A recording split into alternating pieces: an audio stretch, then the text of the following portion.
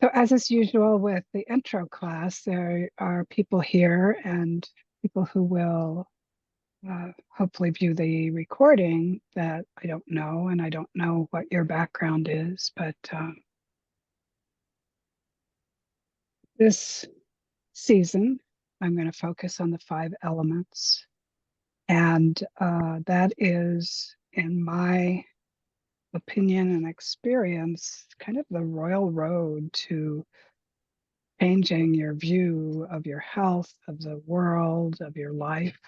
And even though there is a learning curve, it's kind of a gentle way to transform it. Although there are some aha moments. In Taoism, everything is made up ultimately of energy. And there are frequencies, for lack of a better word, frequencies of energy. You can say shades of energy, colors. The terminology is really whatever you choose. And those energies flow and change and combine. And those combinations and changes uh, create life of a certain type, so that a raccoon doesn't look like a mountain. More pragmatically, I don't look like you. I don't respond like you. So we want to take it out of the philosophical, though, right? I'm not a philosopher. I am not an academic person. I'm a practitioner. And that I am that because that's the way I want to relate to these precious and beautiful ideas. I I looked up in Wikipedia yesterday or the day before was the first reference to yin and yang, because I read some post online that was describing yin in a way that I didn't like, which happens a lot.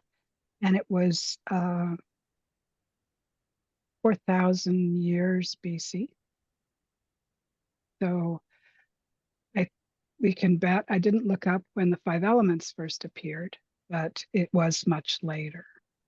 But just to bring that in as something that's deeply old and deeply human, and it might have been, we can say, indigenous Chinese people, people who were entwined with nature and the land. So one of the things to pay attention to when we're dealing with Taoism and Chinese medicine and Qigong and Tai Chi is that those ideas started when Chinese culture, when human culture operated in a certain way, where we were at the mercy of, but in love with, the comings and goings of nature, as in weather, as in seasons. And however, it moves through Chinese culture for centuries and centuries. And one of the things that can change its shape, let's say, is Confucianism, which a lot of times you will see a Confucius point of view, which is very about structure, about hierarchy, obligation, family, um, the emperor ruling the state, and so forth. Very necessary, but not really very relevant to the way of nature. And if you read contemporary readings, we can even get a lot of Buddhism, which is also beautiful, but not quite the same. You can even get contemporary ideas of production and growth and all of these things that of a certain type that are also not the way of nature. So why do we care? Whether we like it or not, we are nature. And there is an idea in Chinese medicine that if we do not, let's say, at least respect our nature source or the nature of our nature, that is when disease and difficulty arise. It's often characterized as stagnation causes illness, but stagnation happens when there is no flow, and nature is flow. So that little advertisement for old Tao rather than new or Confucius Tao, I put it there. For those who haven't taken my series before, I have the same structure. Maybe I'm Confucius, but we start with some kind of movement. And then we end class with a seated internal practice. It is my passionate opinion that you need both. You know, Qigong supposedly rose from the monks who were getting health problems because they were sitting all day meditating. However, we sit all day in our own way, right? But if you're only doing movement, even if you're very dedicated and precise and thoughtful, you're cheating yourself of the inner alchemy. And inner alchemy is a direct translation. It's not spooky or drama or even glamorous. It just means you're changing your inner self, your system, on an alchemical level, meaning that you're not just releasing steam or calming yourself. You are working with your energy and your organs and your emotions and your beliefs and your spirit so that you're cultivating a different you. So the 6 healing sounds is the first layer of inner alchemy, which will be our centerpiece in the alchemical seated internal practices. And that really is, it starts out being like letting off steam. We shift deeply our understanding of our emotional self.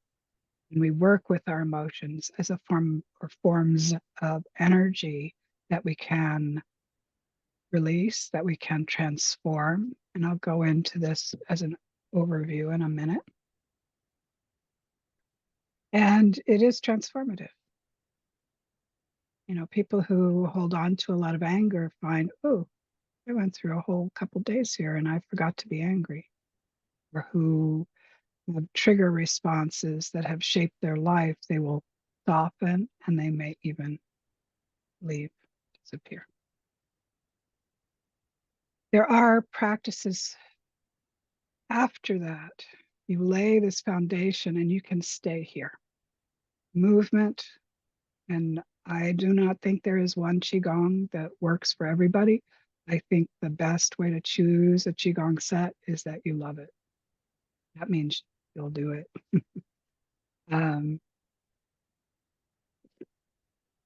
There is also the idea that no Qigong set is complete.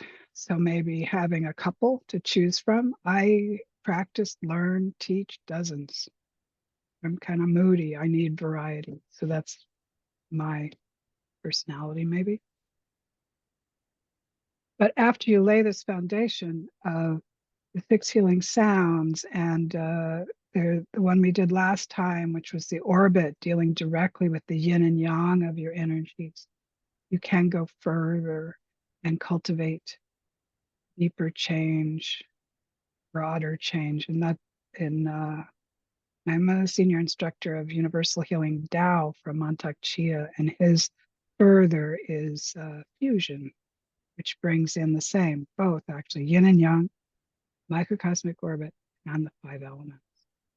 They all sound exotic until you start doing them, and then it's like, oh, this makes perfect sense. It's weird at first, but my God, it makes perfect sense. That was another advertisement. Let me show you some pictures. This is a diagram of the 5 elements that the Tao and Chinese medicine practices use. As an aside, there is at least one other set of 5 elements, and then of course there's the Western set of 4. This one is translated as 5 elements, but it might better be translated as the 5 phases, because they are all about one flowing into the other, one fostering the next.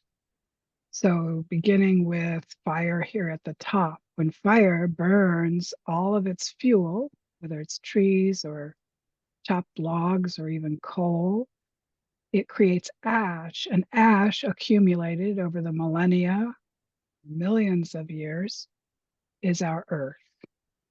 So earth is not the planet, it is the element, that the stuff that we live our life on.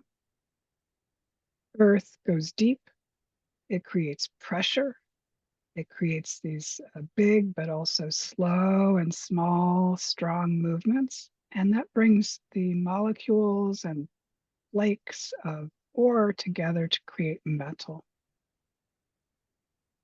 And this compression is the energetic movement that metal brings with it.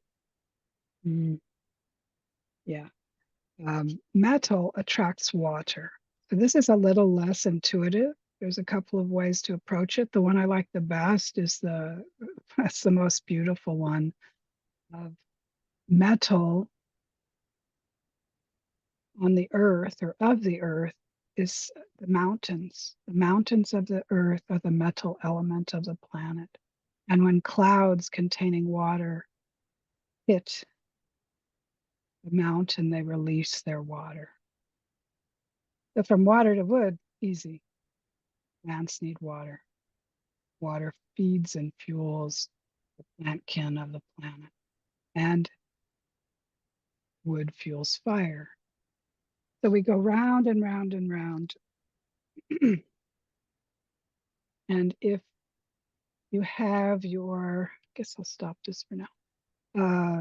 Astrology done, real Chinese astrology determines your makeup of the 5 elements. And most of us have a dominant element, and that will govern how we are and even our health. So the 6 sounds, I've been talking about 5 elements, right? But there's 6 sounds. They're also attached to our meridians, and the 6th meridian is the triple warmer, but we treat it as a whole body.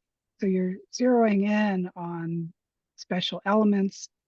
Each of the elements is associated with one of the organs, and both of those are associated with a particular emotion and a particular wisdom. So springtime is dominated by wood, and wood energy is manifest in our liver. And the emotions, if our liver is not balanced, whether it's deficient or excess or just tired or keyed up, the emotion that can be inspired by that wood energy imbalance is anger. We have other names for it: irritability, impatience, short-temperedness, but the core emotion is anger. And this practice and other alchemical practices allow that energy. So I'm not a physicist. I just take this vocabulary as it was given to me. But they say that wood element energy vibrating at a low frequency is anger.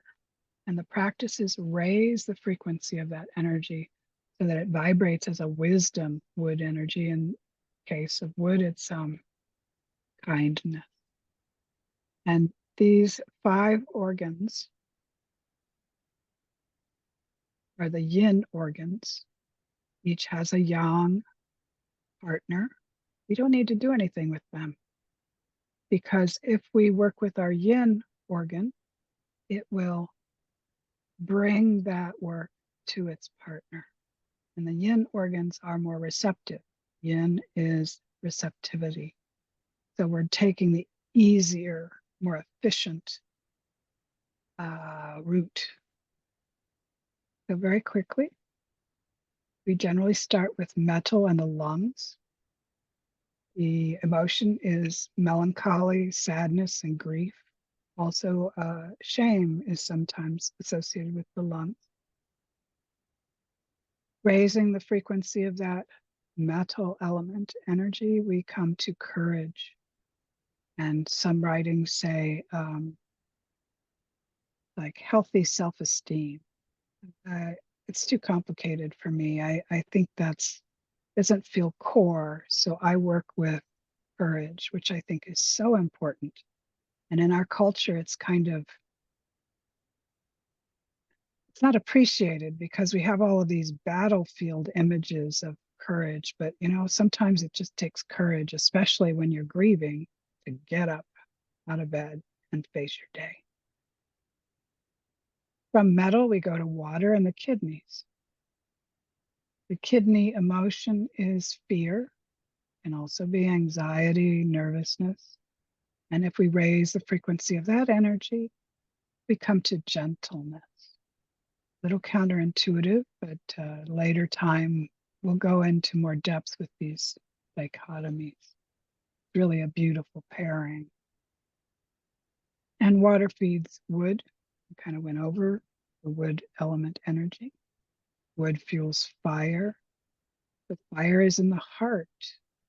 And the emotions of the fire element are impatience and even cruelty. The wisdom is love. And lastly, the spleen, the earth or soil element. And that one is, worry, even taking it further to obsession. If we can balance it, it's openness, fairness, fullness.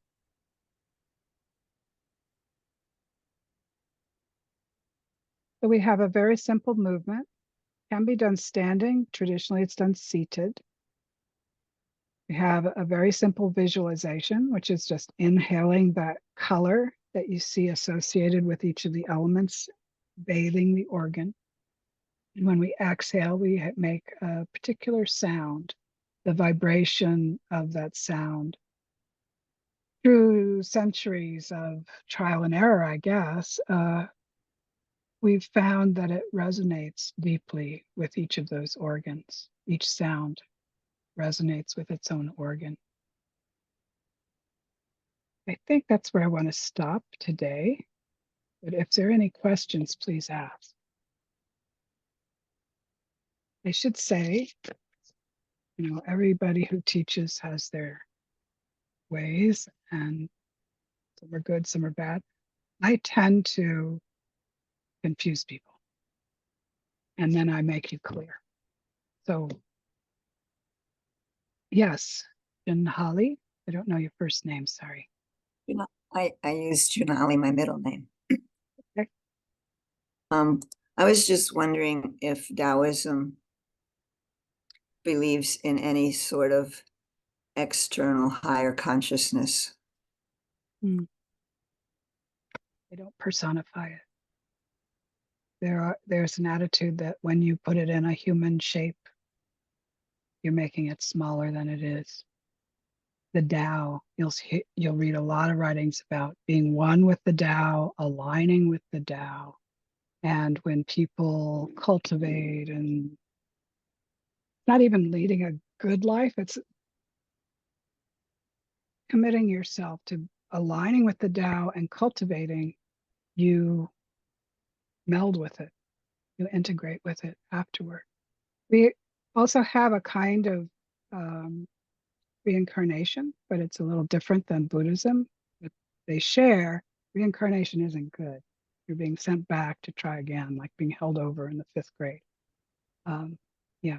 So there are the eight immortals. There are goddesses and they call them goddesses, but they don't really call them gods. I don't know why. But these are very special spirit entities. They are almost like a kini rather than a overarching spirit. Did that answer your question? Did it spark others? Yes, thank you for asking that. I didn't mention anything about a form. I just used the word consciousness and I Yeah, said external. It could be formless. I just wondering if there's any sense of a consciousness beyond ours. the Tao. I mean,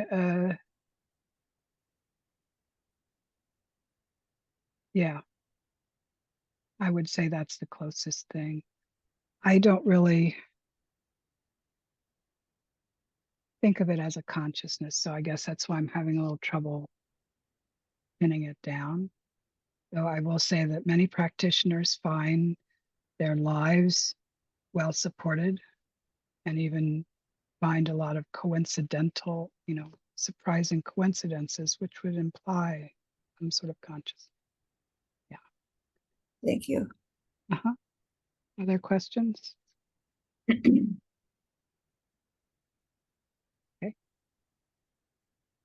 Let's do some movement. So one of the through line Qigong we're going to do is the 8 Brocades. The 8 Brocades has been around since, well, there's some discrepancy in dating it between 900 and 1200 AD, but long time. As such, different variations have arisen, but it's always 8 movements, and the movements are fairly surprisingly consistent. It's more how they're done or how they're applied. So the first part of our series, we are going to use a gentler, even contemplative version of the 8 Brocades. And then around the equinox, we will shift to being more energetic, more moving into summer energy. And we'll use the Shaolin 8 Brocades. And I think it'll be really enjoyable contrast. And I want you to be able to use both, um, depending on where you are, how you feel. So that said, before we move, I want to make one more point is with the winter series, we started out gathering chi, and then we moved into the internal restful chi of winter. We're going to do something similar here, is that we're going to start out a little gentler, as if we're waking up from hibernating. So we're not going to jump into the expansive, big spring energies. We're going to move a little more intentionally. Let's stand well. That means feet are under your hips. And if they are directly under your hips, they're parallel. If you prefer a little wider, that's fine, but then you give up those parallel feet and the toes are under your patella. Unlock your knees, shift your pelvis a tiny bit so your tailbone points to the floor, the earth. Abdomen is engaged. Chin is tucked in a tiny bit, rotating your crown to point directly upward to heaven. Shoulders, of course, are down. Let's be with your body in this energetically supported and neutral structure.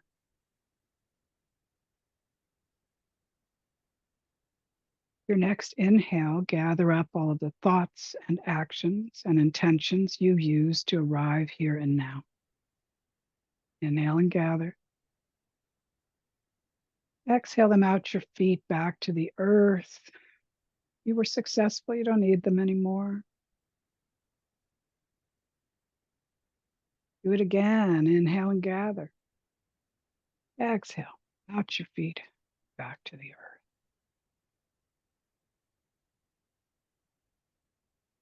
Your next inhale, gather up all of your plans and ambitions for the rest of the evening, the week, even further. Inhale and gather. Exhale them off to the side. They'll still be there when we're done. Inhale and gather. Exhale off to the side.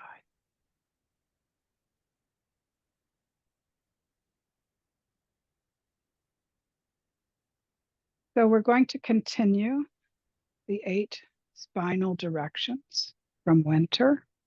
But before we do that, we're going to open our spine. The 8 spinal directions is from Wudang. Opening the spine is from medical Qigong.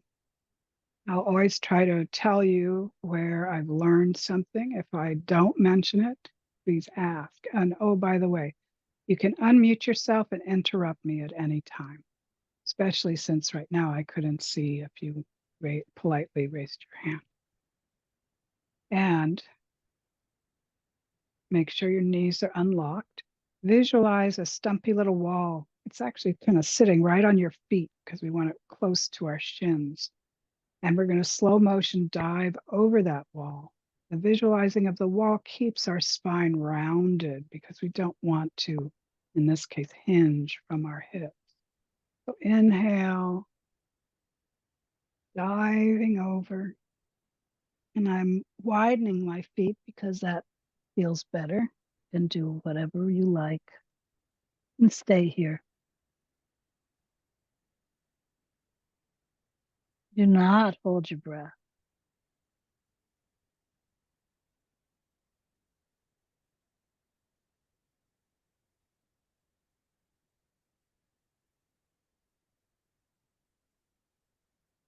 So now visualize that you have a long monkey's tail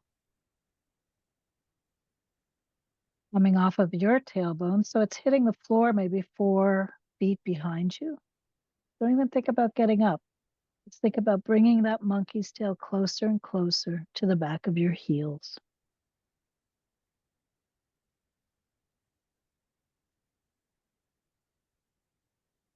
And then when it's right by your heels, begin stacking your vertebrae.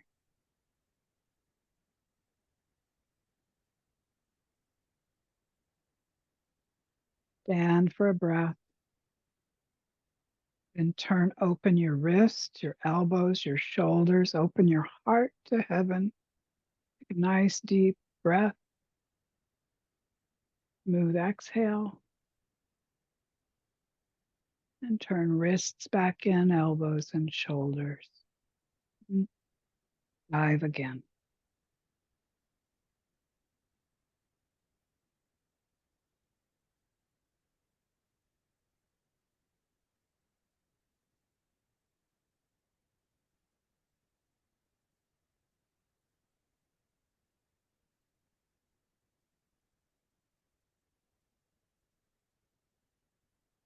Draw your tail in.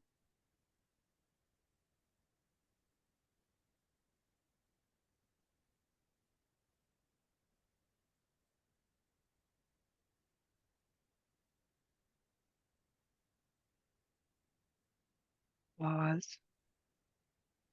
Open wrists, elbows, shoulders, heart to heaven. Inhale. And exhale.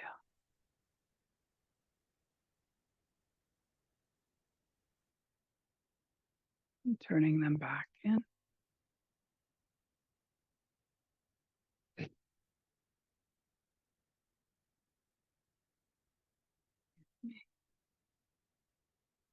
So I think that's my favorite beginning Qigong. It's gentle and always done listening to your spine. So it's never about reaching the floor, it's about opening the spine. And then balancing that by opening the sternum and chest and heart. 8 spinal directions. They begin Wudang Qigong generally with a commencement breath. Very simple, but good to do it well. Inhale and exhale.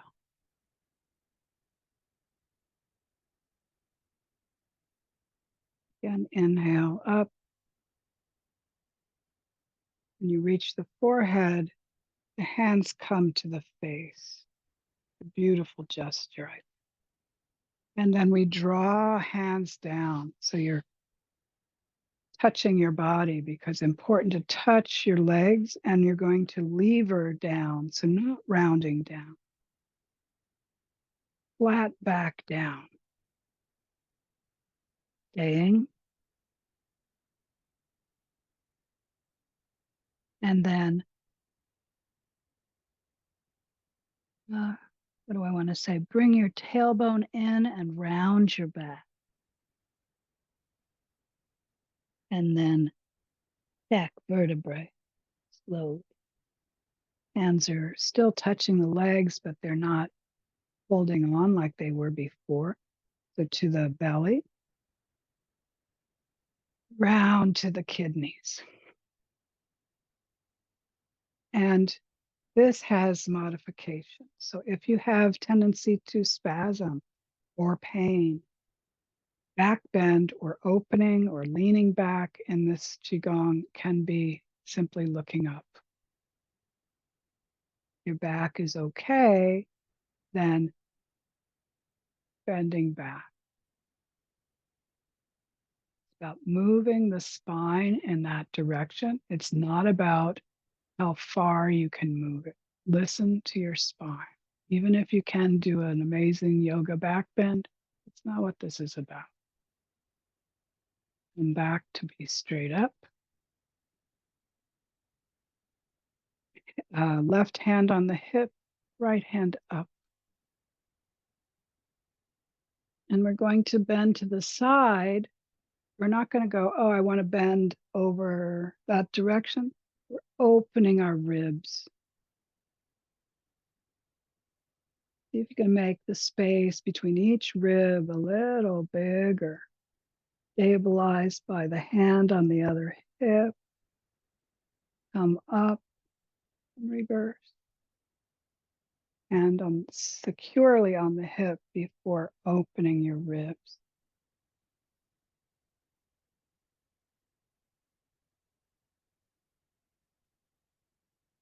Coming up, both arms up. And now the movement is tall. So this looks like, oh yeah, I want to be tall. No. As our hands float down, we get taller. Taller from the crown. Shoulders are not involved. And then we get shorter or smaller. You can compress your spine comfortably, of course.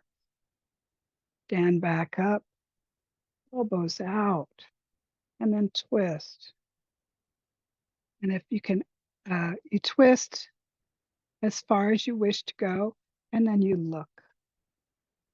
The twisting also the neck part of the spine, other side.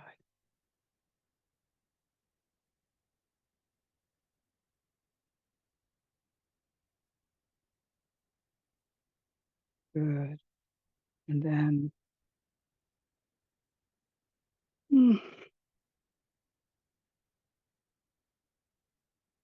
yeah, again, hands to the face, rolling down.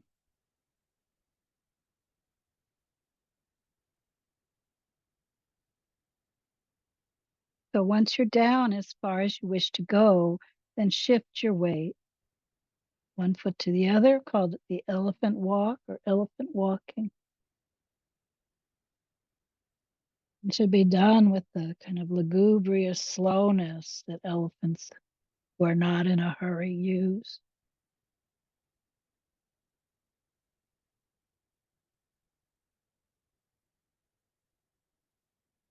Good. Back to center. Round back, tailbone down, drawing up. Do Dantian. Dantian is your belly. There's more to it than that, but for now, that's what you need to know. And then draw around your waist to hold your kidneys. And looking up, bending back, feeling where in your spine wants to bend, where it doesn't. Back to straight. Right arm up. Open those ribs. So even though we're bending, my arm is not moving. I'm still reaching for heaven, just heaven to the left rather than right over me. And other side.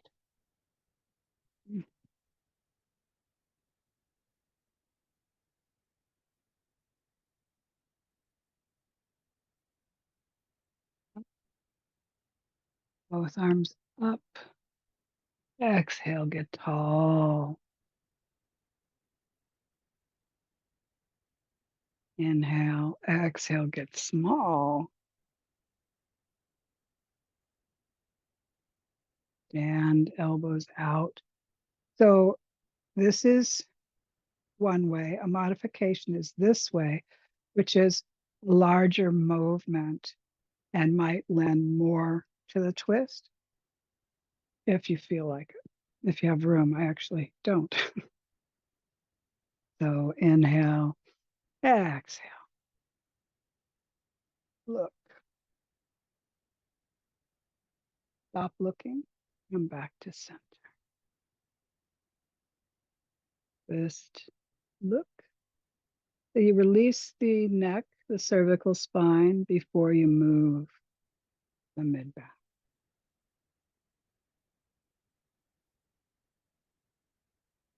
Do it one more time, and I will add a little more breath information.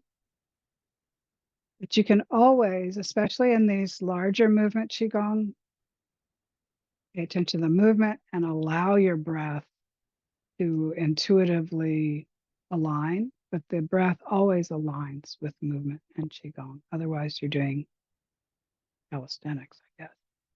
Up to the face. Take a breath here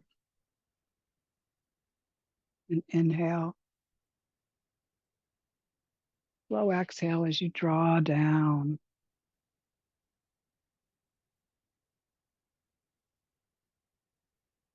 And very important to take at least one full breath here, because when we fold over, sometimes we stop breathing.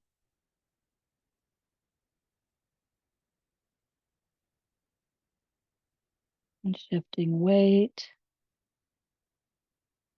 I inhale when my weight is heavily on one side. I exhale as I move. You can reverse that if you like.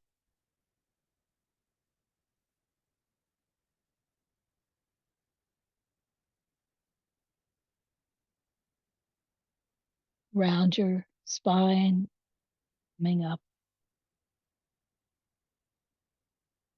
to the dantian. Hands to the kidneys. Looking up, looking back.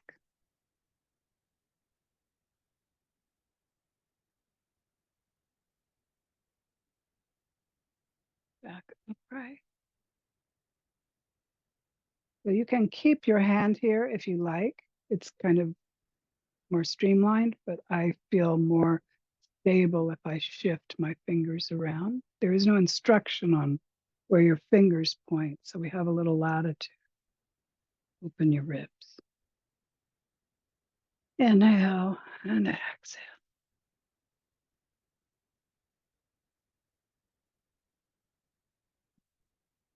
Switch.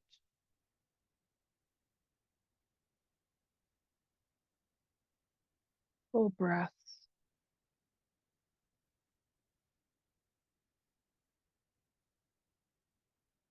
Both arms up.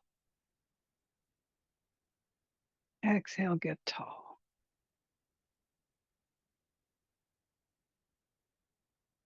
So it makes sense to exhale. You can inhale and then exhale, scrunch. Sometimes counterintuitive is energetically a little more helpful. So let's try inhaling and scrunching. So then we scrunch our organs as well as our spine, which is always a good thing. And exhale.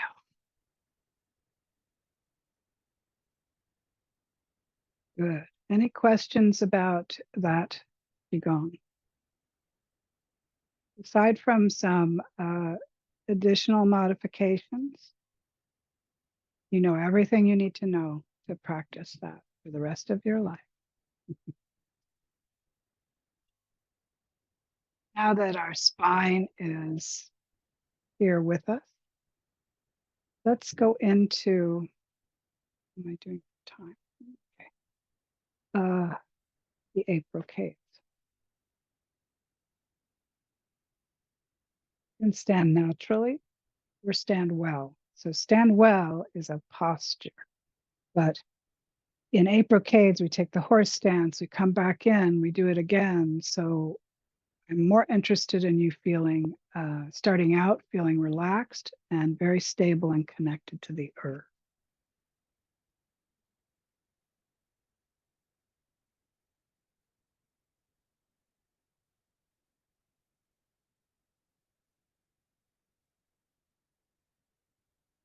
Very important. Let's increase our earth connection because we're going to go up.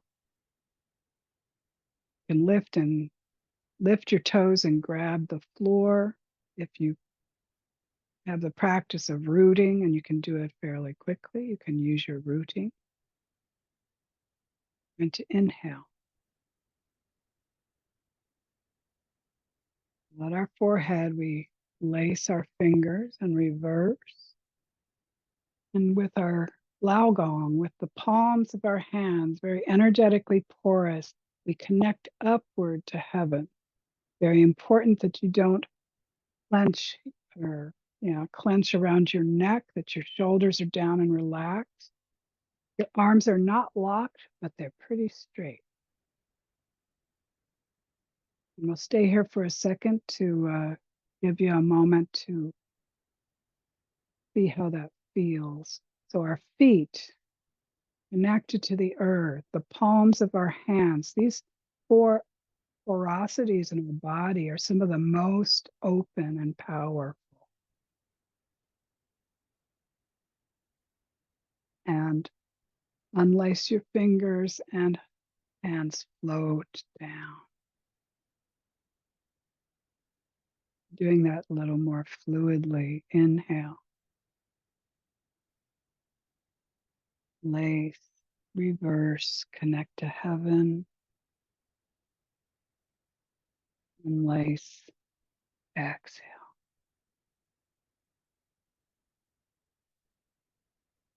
One more time, focusing on the breath. Inhale slowly so that your breath is complete when your hands are facing heaven. Stay here holding your breath. A lot of breath holding in Qigong, sometimes for moments, sometimes for minutes. And then exhale.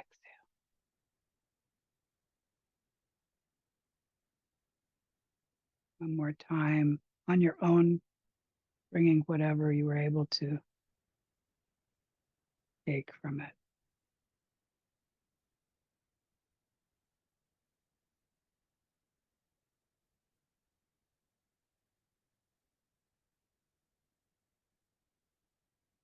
Two hands support the heavens. Now we're going to separate heaven and earth. So it looks in the beginning very similar up to the heart. And we reverse and separate heaven and earth. Stay here.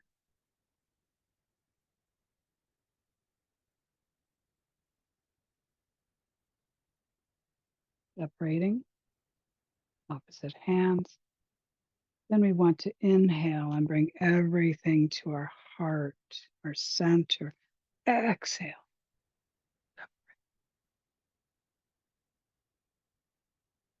Inhale. Exhale.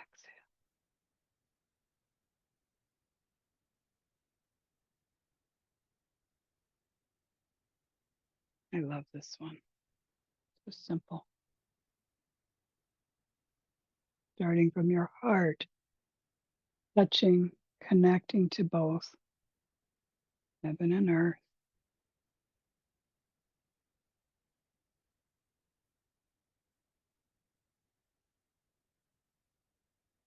And at the last one, we stop when our arms are straight out.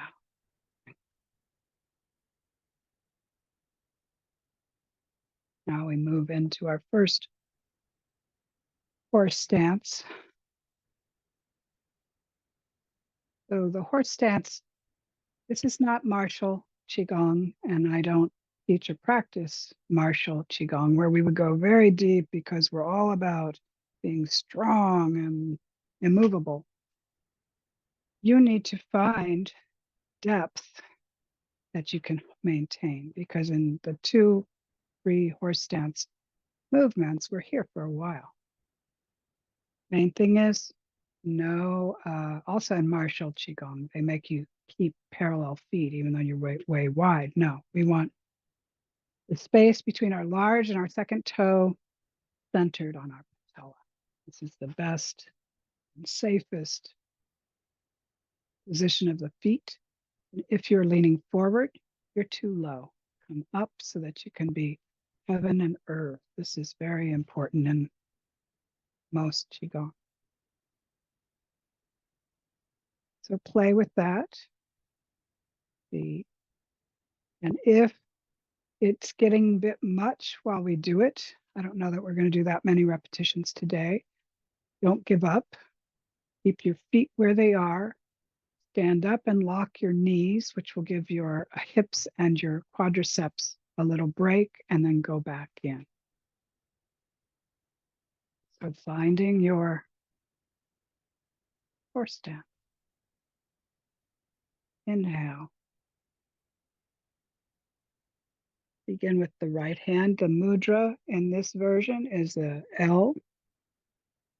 And as if we're drawing a bow, open the chest, look through your L. Your vision is your arrow. Hold your empty breath. Inhale slowly. Slight rise to do the other side.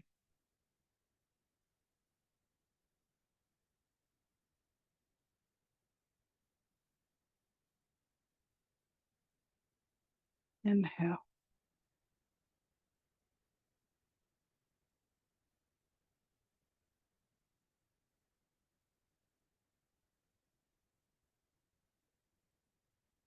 Stay empty. Inhale.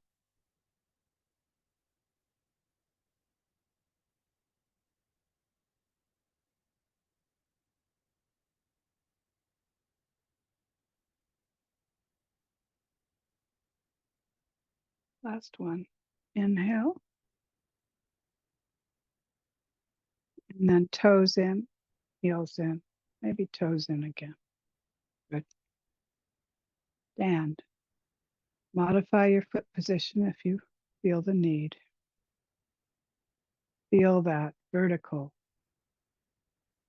stacking of your bones, the connection to earth and heaven. This is called the wise owl gazes back, gazes back. Similar to the way we opened our arms in opening the spine. We begin the movement with our wrists and also our head, or whichever direction. And know that it's not about getting here. If all you can do is 20 degrees, that's your end point.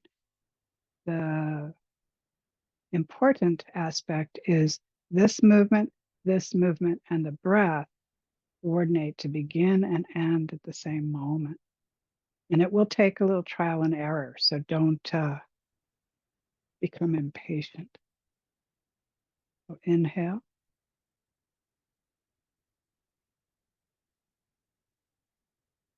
Exhale.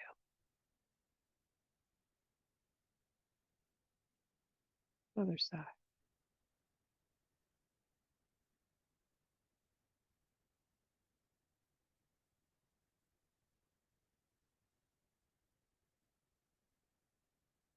One more time.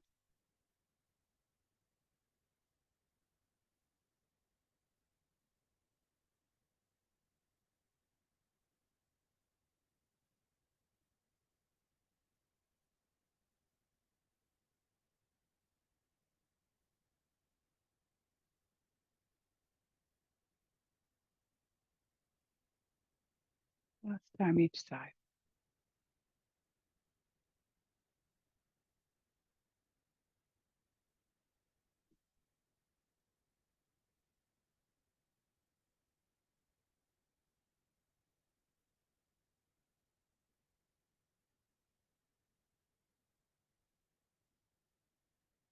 Rest. We move from being an owl to being a bear. And to be a bear, we sit on the horse.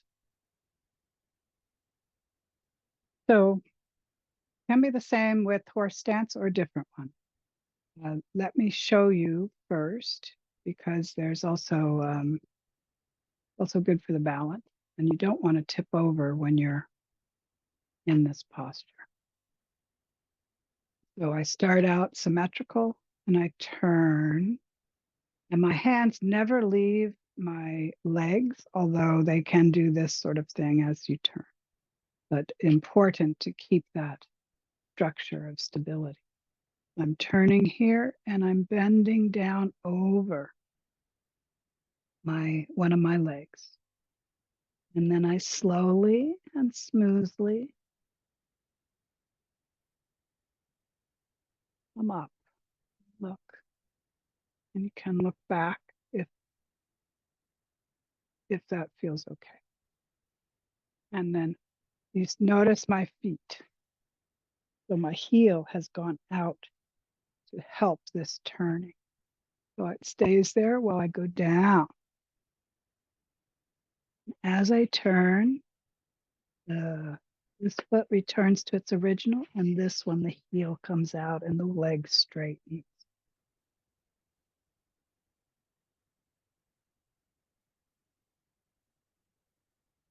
Down.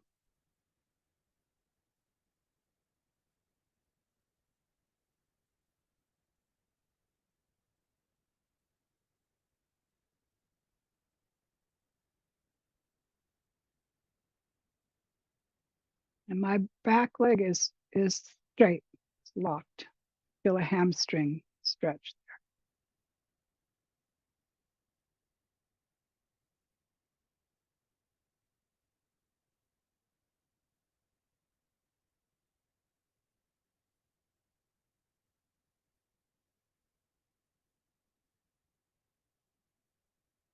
Down to the knee, and then to come up, you stop in the center and round your back. Very important. Up slowly and let the back determine the speed. And then toes in, heels in, toes in. Good.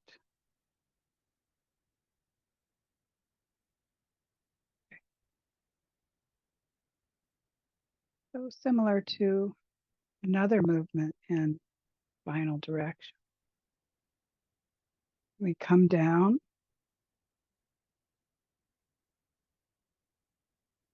and stay.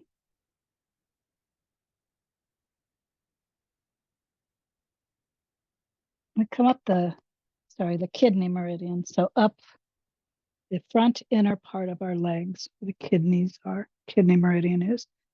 We slide around back and open our chest, open our bladder, the kidney bladder movement.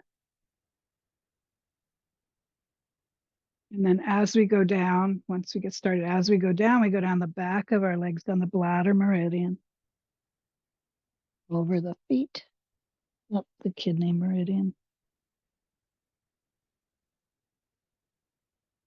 over the kidneys, back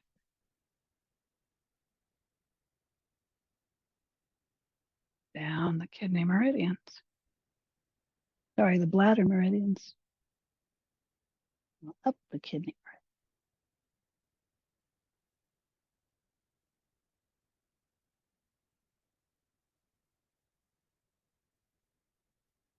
meridian. And rest.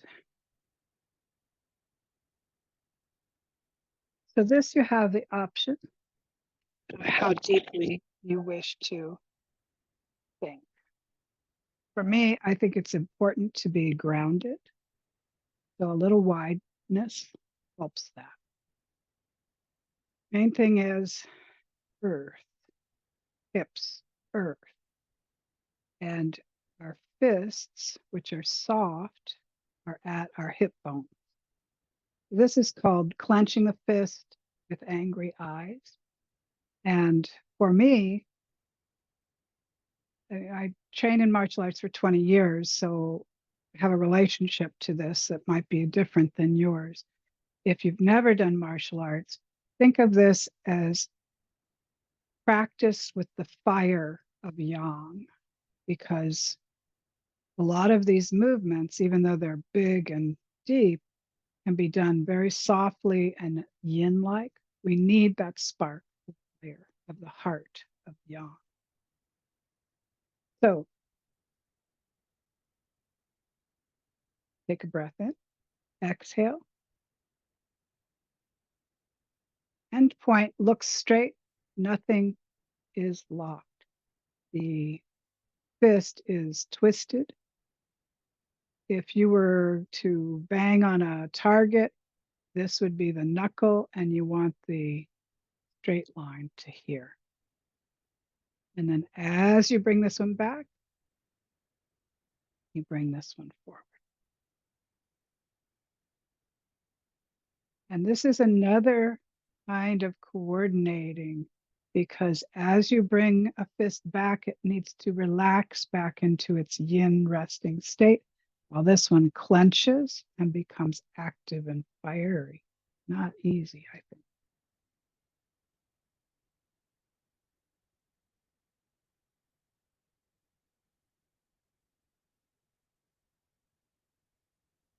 Now, if you prefer, if this fieriness and clenching and resting is new, do it one at a time.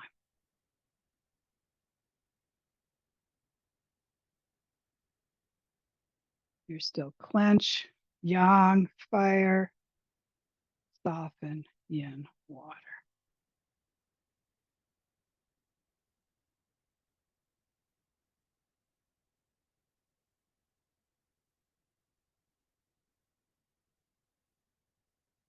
One more time on each side.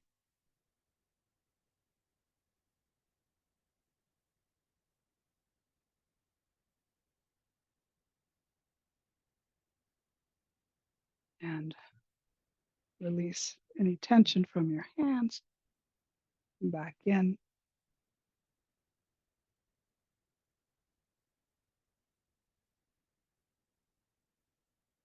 So this is looking similar, but little added thing, looking similar to the down and back. We're still going down, bending down in front, coming up, bracing your kidneys, bending back. When you come upright, go up on your toes and stay. And then come down hard and shake.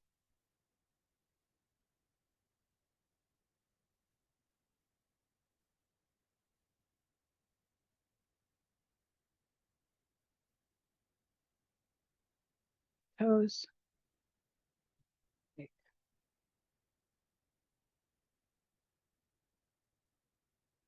So I don't think you can come down hard on your heels so that the shake is natural, or if it is, you're going to injure yourself. So the shake is intentional, but I'm not faking it. This impact has a vibration, and when I continue with the shake, it helps that vibration rise to the top of my body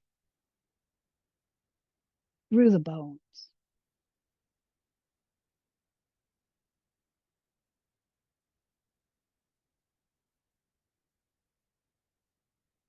One more time. Good. So let's use the Wudong commencement breath as a closing breath. The inhale, drawing up from the earth. Exhale, giving back to the earth.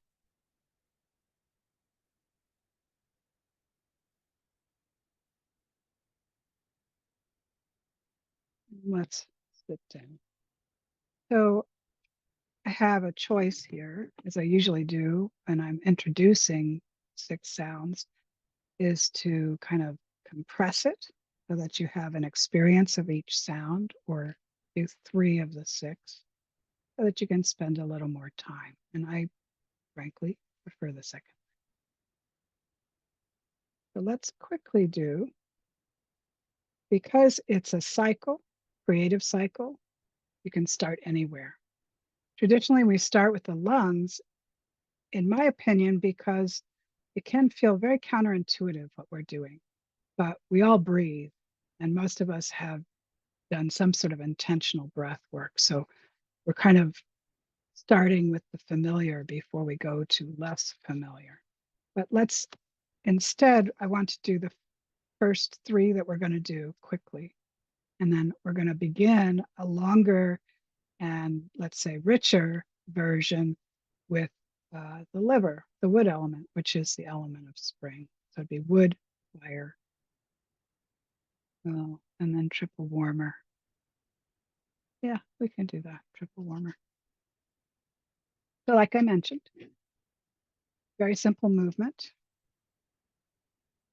We start actually with a breath where we inhale a color into the organ of focus, and we exhale grayness or cloudiness.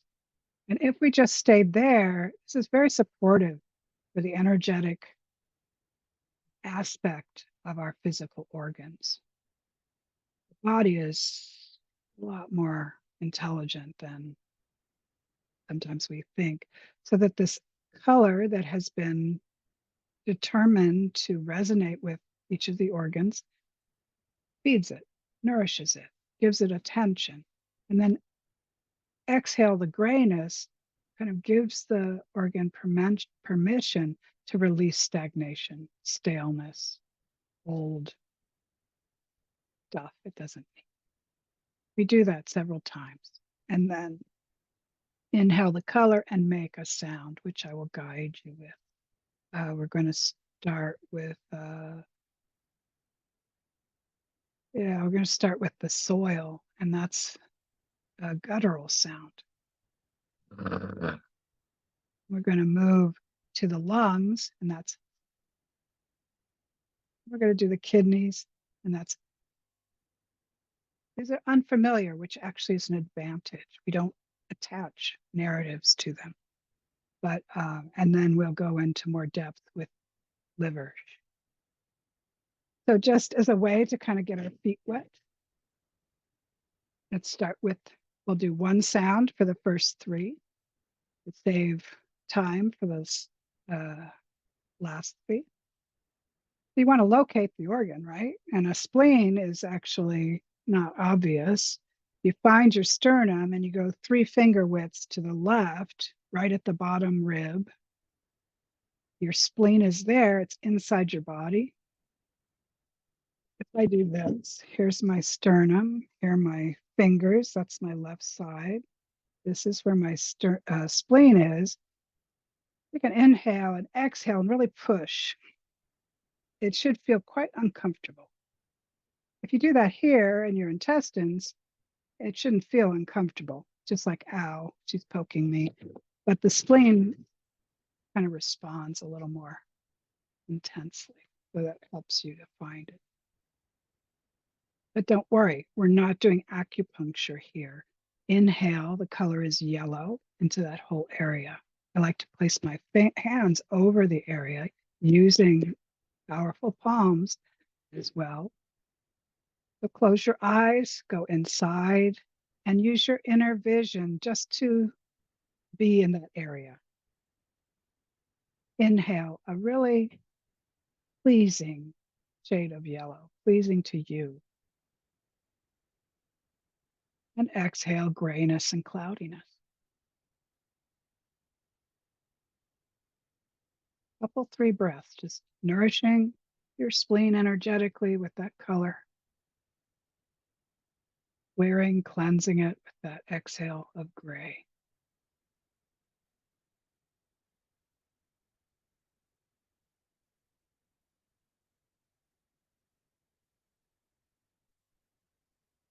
So the spleen and the earth element is always a little different than the others,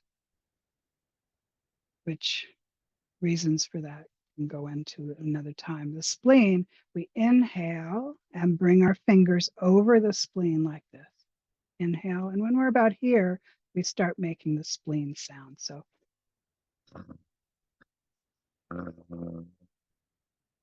squishing my spleen. And inhale, open. Try that again.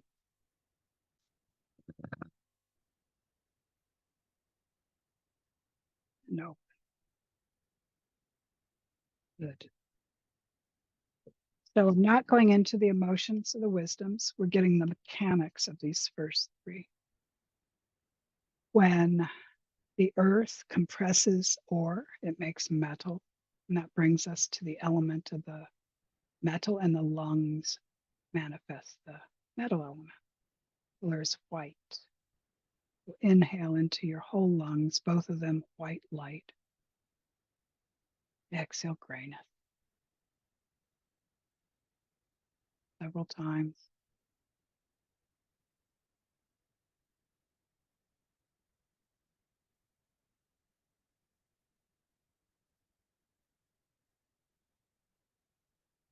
The movement of each always does a little favor for the physical organ.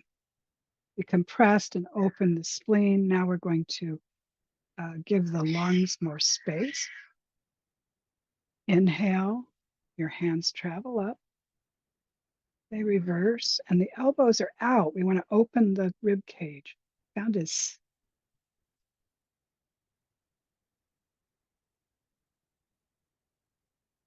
And we come back down. Try that again. Inhale.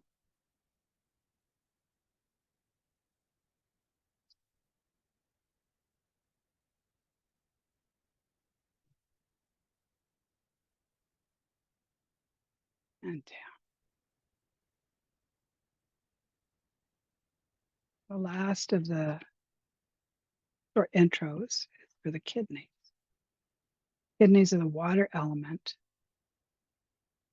And the kidneys are about this big, either side of your spine, a little higher than your waist, or it might be on the waist. That depends on the person. We want to inhale a beautiful, rich indigo blue into that whole area. And our exhale is gray, cloudy.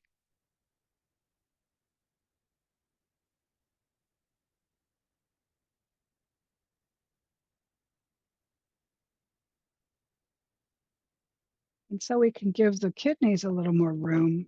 We want to extend our lumbar, kind of stretch it. So we do that by grasping our knees. We're sitting down. And you pull your upper body forward as you push your lumbar back.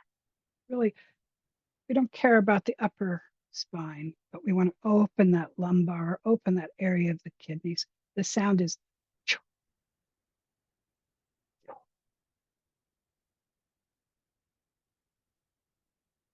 So try that again. Inhale, relax as you inhale.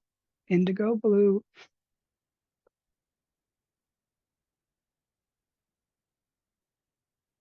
Good.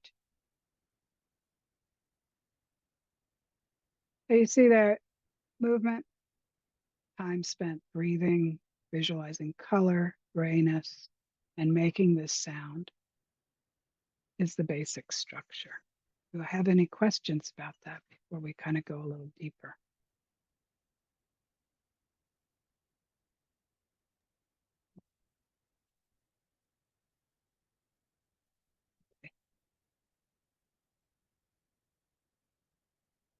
So we're going to begin with the liver.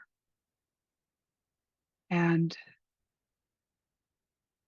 the reason there is a learning curve to the five elements is there are many, many attributes to each element. We have season.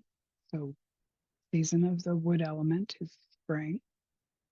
We have the time of day, which is morning. We have the time of life, which is youth. So Tao cultivation and Qigong leaves childhood alone. There's lots going on when you're a kid growing. So youth is the first or the beginning uh, time of life, and plant life, trees, wood element. That way, I'm missing things. There's also weather, and the direction is actually east. But each practice you do, alchemical or not, we use certain attributes. So you do not need to have the whole library at your beck and call in order to do any of the practice. We use the sound, the color, the organ, and then we're with the next two, actually, we're going to bring in the emotion and with difficult emotion and the wisdom. You might find in writings that it's translated as virtue. I think that's a pretty loaded word in the 21st century. And I think wisdom is what it is. Being wise, kindness is wise, anger is so wise. It's a difficult state. So the first thing we do is find the organ. And we might need to resist our preconception. Our liver is big. It's two hands. My right side, it's under my ribs and sticks out below. It's on my side and it's on my front. And just trust, even if I'm not sure, uh, doing these practices repeatedly, your body tells you. You will know more about your liver. You will know your liver better through some strange cultivation practice than you might even looking at an anatomical charts. But anyway, close your eyes, connect internally to this essential, massive organ of ours. Inhale, a beautiful spring green. Exhale, grayness. Liver energy gets sticky. The stagnation manifests in a variety of ways with each organ. The liver slows down, it gets sticky. We want to exhale grayness, get rid of that stagnation.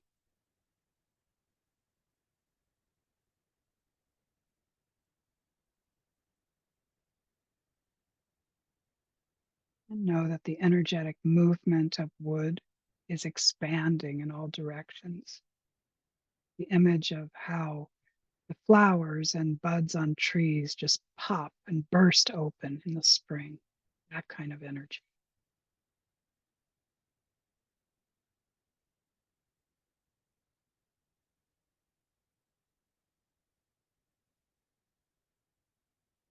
So inhale, and as you do, arms circle out and up. I'm going to hunch down so you can see I'm lacing and reversing. Uh, my watch is on my left arm, so I'm going to lean toward my watch because I want to stretch my right side. I want to give my liver more space.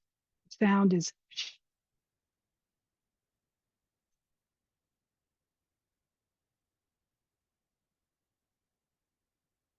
Straighten up before you do anything else and return your hands to your lap.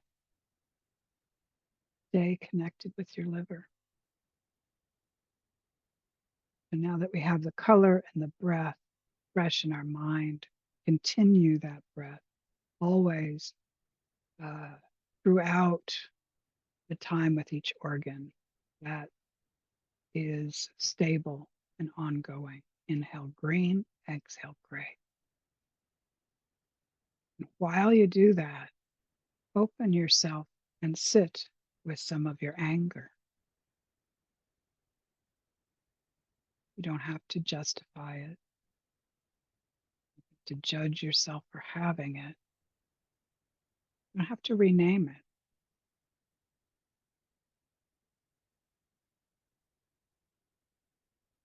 You resist the narrative that might come up. I'm mad because so and so said or did. Anger is the core emotion for whatever reason, likes its story. Stay with your anger.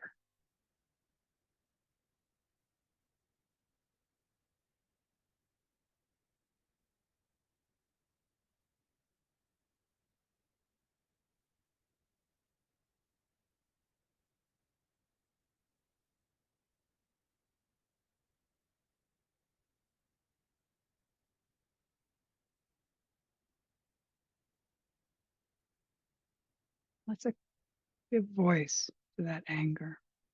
Inhale, circle your arms, lace fingers, reverse, open your liver, and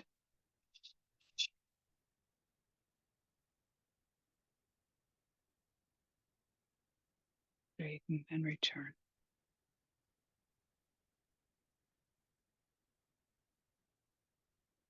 Don't run away from your anger.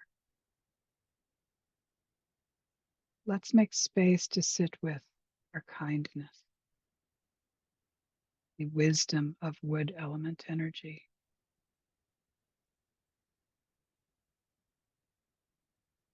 Don't assume. Often we are shy, connecting or claiming our kindness. Just sit with it.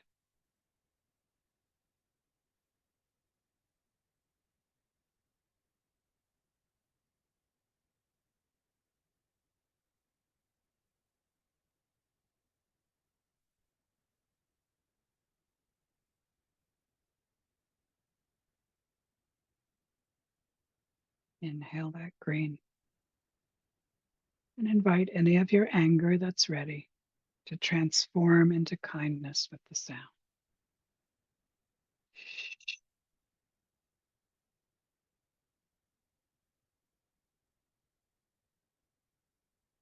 Straighten and return.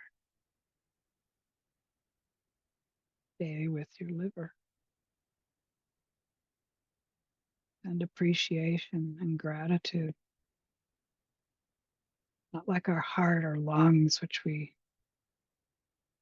can listen or hear or feel. It's quite silent unless there's something going wrong with it. Just send that gratitude without expectation of a response.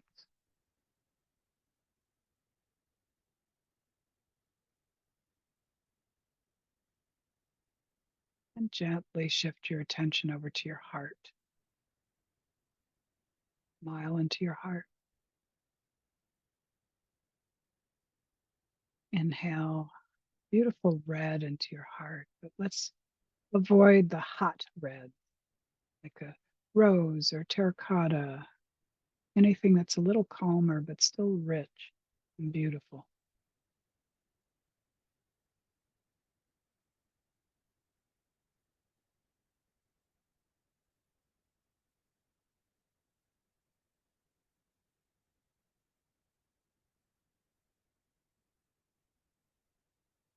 Inhale that red and exhale grayness. So the heart does not gather stagnation.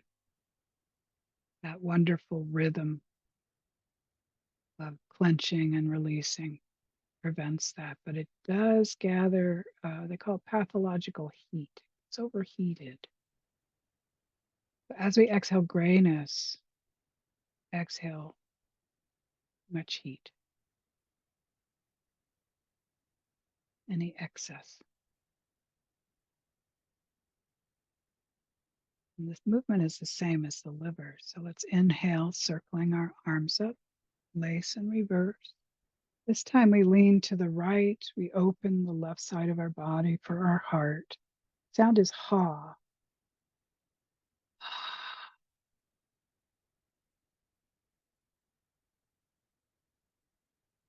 Straighten and return. Continue that red inhale, right exhale. Open yourself up to some of your heart emotion. The heart, as it is in the West, has several emotions. Usually the most accessible and the best one to begin with is impatience. Just sit with some of your impatience. You're more seasoned practitioner, you can try cruelty and counterintuitively, violence is not associated with the liver and anger, it's associated with the heart. Any of those three, my suggestion is impatience.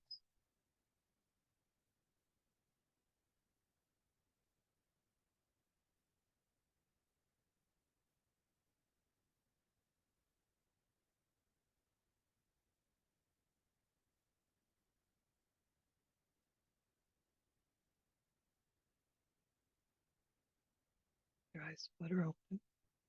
Inhale. Place and open your heart side. Give voice to some of your heart emotion.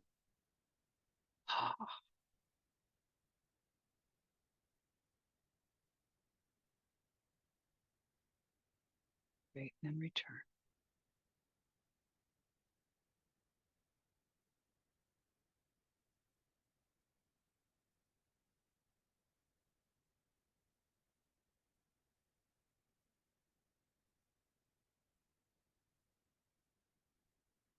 Don't deny your heart emotion. Let's open ourselves up to the wisdom of the heart, which is love. Sit with your love.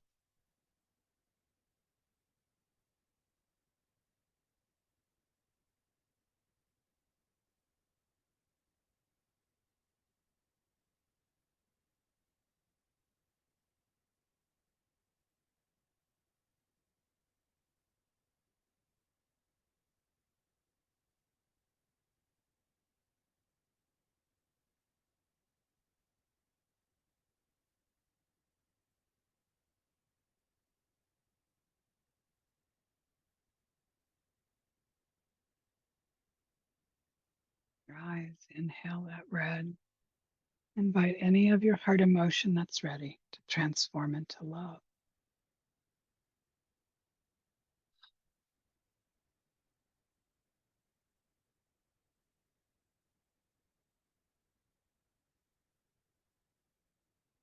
And return.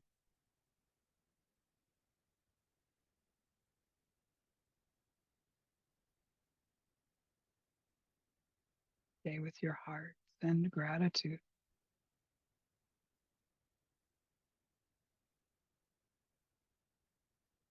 Deep appreciation.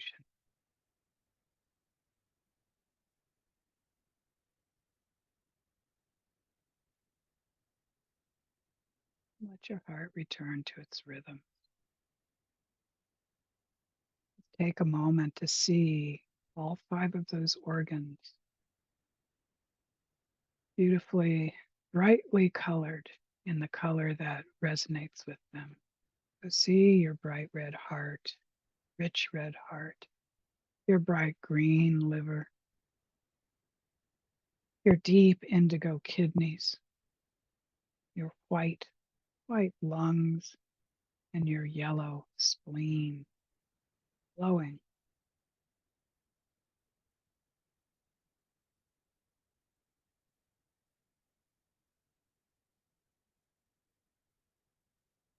One of the most important guidelines, guideposts of chemical and Qigong practice, we always keep in mind that we could make mistakes.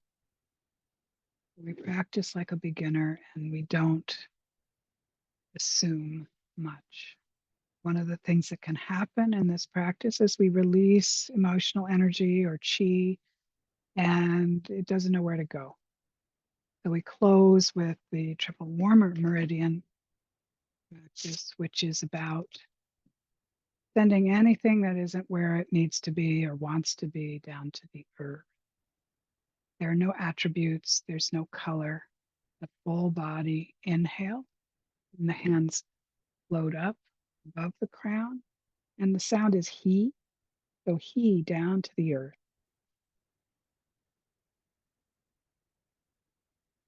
Three times, fairly quick succession.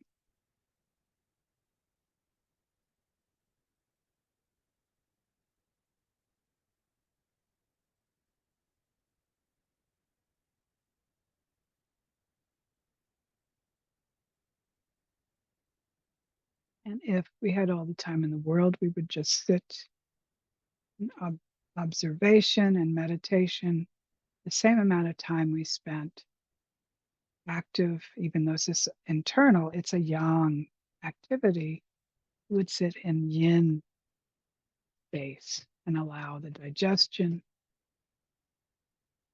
settling in to happen. So my suggestion is after we sign off, sit for a while.